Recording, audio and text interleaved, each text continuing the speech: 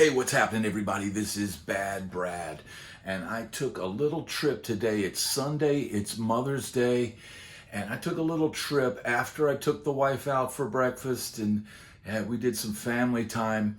I made a trip down to Carter Vintage Guitars. Now, I didn't go down there to buy a guitar. That's not something I would do on Mother's Day. I'm smarter than that. But I am in the process of downscaling a little bit. Okay, so I'm getting rid of some things and some of the bigger amps and road cases and things like that that I haven't used in a long time, I'm getting rid of. But there is one piece that I'm getting rid of that is a really, really unique thing. And I shot a short video clip down from Carter Vintage just to show what I brought in. It's a very unique piece. So you bought it? I bought it and then kept it in the case. I mean, you don't take something like this to gigs. Well, I know. You know? You didn't play it at home? Well, I did play it at home a little bit, and there was an album that I was working on at the house, and I did use it on a couple of cuts. So it did get used, but you know, it's a twin, you know, and that's a lot of amp. You know, and I had other twins, so I would take those out and let those get beat up, and that stayed in its case in its condition I got it, you know. But now you can see in the video, this is an amp. You see that? This is a celebrity-owned amp. This amp belonged to B.B. King, the great bluesman himself. Now, I used to play in the house band here in Nashville at B.B. King's, and it was the B.B. King All-Stars. I played with Tony. T.C. Coleman was the band leader. He was B.B. King's drummer for many, many years. And, you know, that was an experience all its own. And also, you know, the day that B.B. King died, we played down at the club, and we had a big memorial like picture of him on a you know, stand, and you know, with the date of, you know, the death and the date of birth.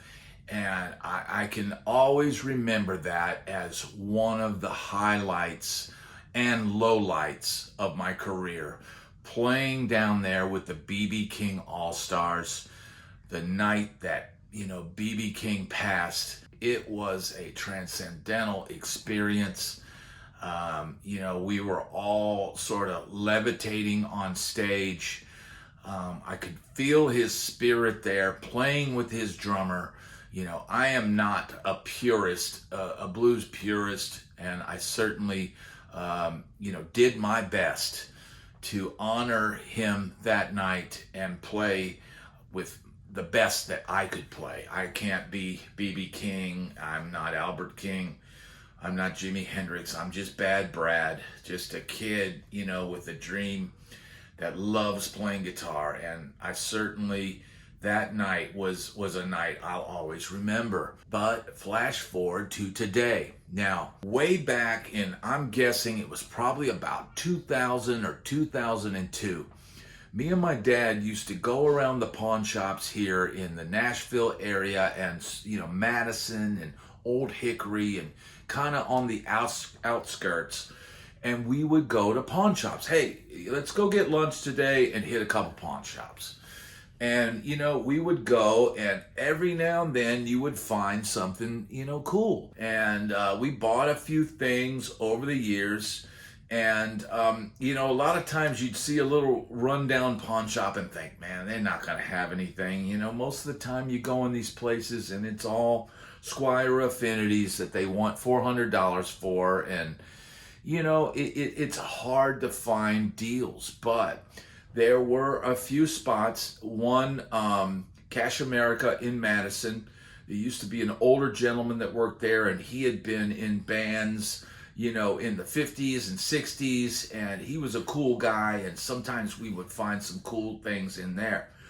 But on this particular day, I can remember going in this little tiny ratty little pawn shop right there in Old Hickory. Now, if you know this area, Old Hickory is a little side town, and I think it was Dow Chemicals or somebody that had, started that town, and it had a big factory there, and so it had a little like town strip, and this was just a little pawn shop. Now, it had closed at one point, and now I think it's back open, maybe under new management. I don't know. But I can remember walking in there and the guy saying, hey, what are you guys looking for? And I said, well, we like to look for musical instruments, guitars, amps. He says, I got something cool you might like. And he showed me this amp. He goes, I got this Fender Twin that belonged to B.B. King. And I'm like, ding, ding, ding. Okay, what is it?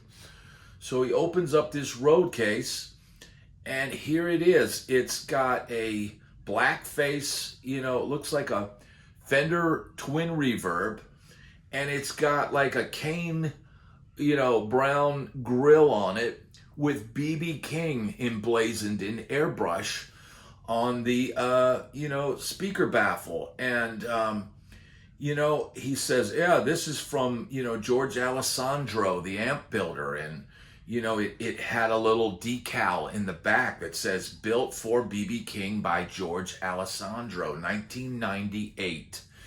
And it also had his business card, glued in there with the tube chart on the other side of the tube chart. So, I immediately thought, man, this is something like, and I think we even we left the store and thought, you know what?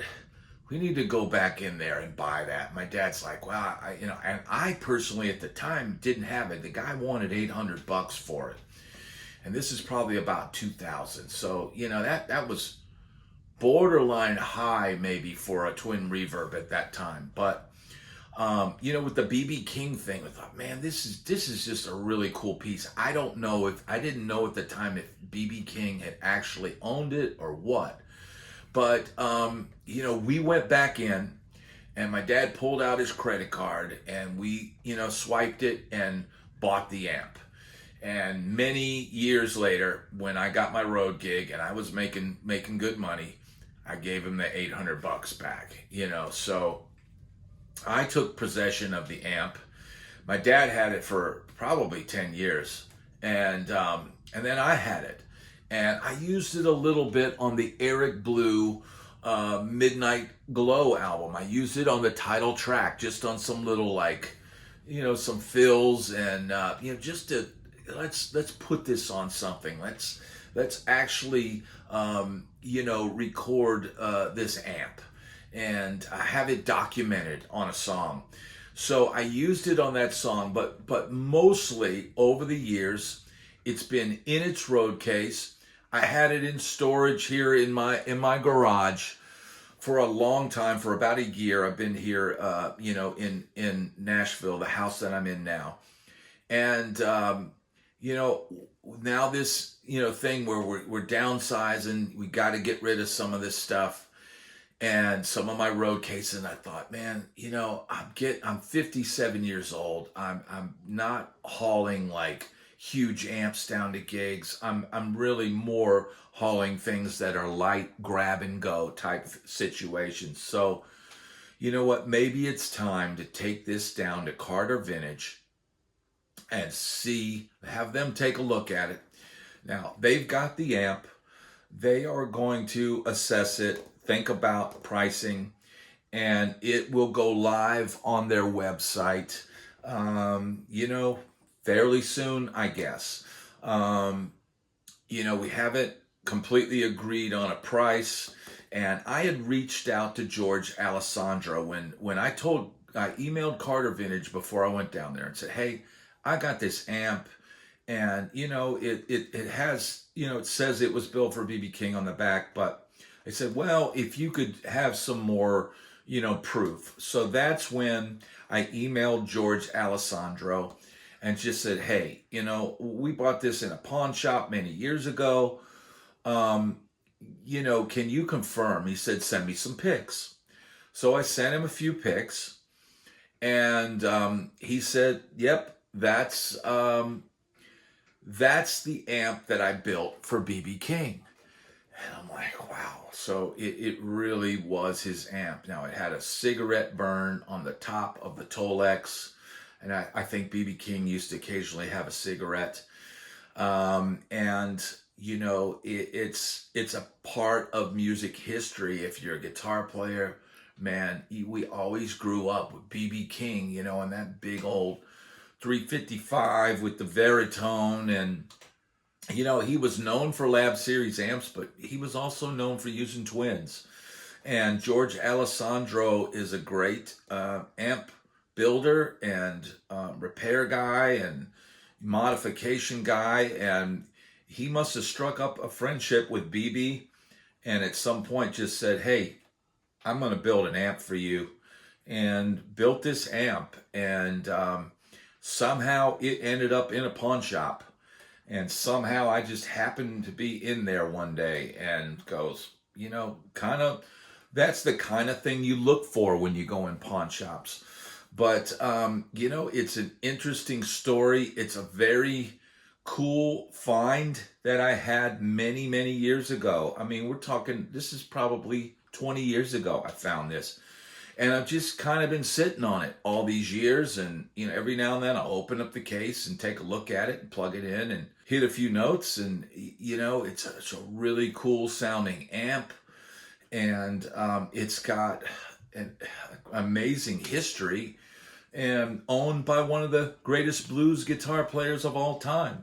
So, you know, let's see. It's going to be a Carter Vintage. And if you're interested in the amp, maybe reach out to them and maybe they can work a deal with you. In the meanwhile, I want to thank everybody for watching this video. Please like and subscribe, and I'll see you on the next one. Thanks for watching.